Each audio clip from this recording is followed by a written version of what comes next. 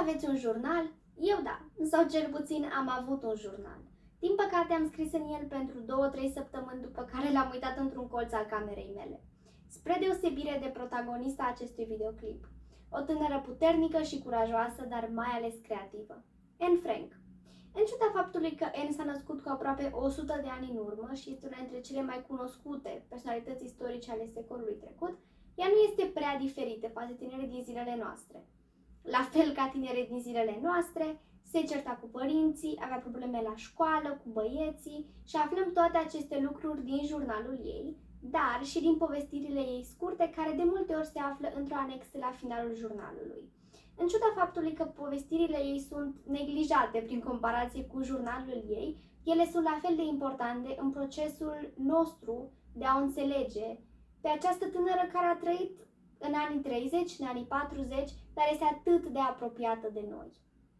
După cum am spus, Anne s-a născut cu aproape 100 de ani în urmă, la 12 iunie 1929 și la câțiva ani mai târziu este nevoită să se mute din Germania în Amsterdam împreună cu familia ei, iar Amsterdam devine faimos și pentru casa Anei Frank, vizitată în fiecare an de sute, poate chiar mii de turiști, care i-au citit jurnalul, o apreciază și doresc să-i calce pe urme, dacă pot spune așa. După cum am spus, se mută în Amsterdam și începe să-și clădească o viață nouă acolo, însă, din cauza schimbării de regim politic, este nevoită în cele din urmă să poarte o stea galbenă pe haine, nu are voie să meargă la o școală normală, să meargă la cinema, să fie pe stradă după o anumită oră, să dețină o bicicletă, iar toate aceste lucruri culminează în 1942, când ea începe să se ascundă în anexa secretă împreună cu familia ei și o va face pentru următorii 2 ani, până în 1944. Anul 1942 este important și din acest motiv, însă este și anul în care primește jurnalul său, faimosul său jurnal, cu ocazia zilei sale de naștere. Iar din acest moment noi, în calitate de cititori, avem ocazia să-i aflăm trăirile, emoțiile, atât cu privire la evenimentele din prezent și la noua realitate în care trăiește, în care trebuie să se ascundă, cât și cu privire la evenimentele din copilăria ei, care au transformat în ceea ce este în 1942. Și observăm această transformare de la un copil, la o adolescentă, la o tânără femeie și toate gândurile, problemele și dilemele care apar pe parcursul acestei transformări. Anne este și primul editor al jurnalului ei, deoarece în 1943 aude la radio faptul că autoritățile recomandă populației să păstreze toate dovezile scrise,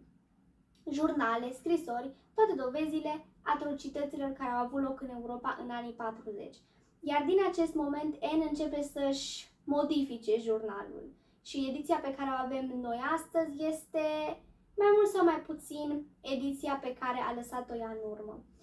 Schimbă numele personajelor care erau inspirate de numele persoanelor din viața reală, elimina anumite detalii, adaugă altele și face toate aceste lucruri deoarece principalul ei vis a fost să devină o scriitoare faimoasă și să călătorească prin Europa datorită carierei sale. Din păcate nu va reuși să vadă Europa, însă jurnalul ei este una dintre cele mai traduse cărți ale secolului nostru. Indiferent de țara în care te afli, dacă intri într-o librărie, cu siguranță vei găsi jurnalul Anei Frank în limba țării respective. Anne rămâne un simbol al speranței în umanitate, în frumusețea și în bunătatea ei și chiar vorbește despre acest lucru cu doar câteva zile înainte să fie arestată. Este ultima intrare din jurnalul ei,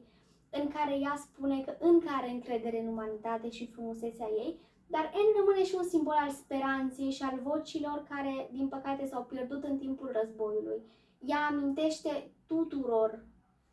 oamenilor și în special tinerelor femei de importanța propriei voci, a propriei experiențe și a propriilor cuvinte și reprezintă responsabilitatea noastră să dăm mai departe jurnalul Anei Frank următoarelor generații, să învățăm din istorie și să învățăm și din atitudinea acestei tinere absolut remarcabile. În ciuda faptului că își pierde viața în timpul războiului, Anne rămâne împreună cu viitoarele generații și continuă să ne inspire.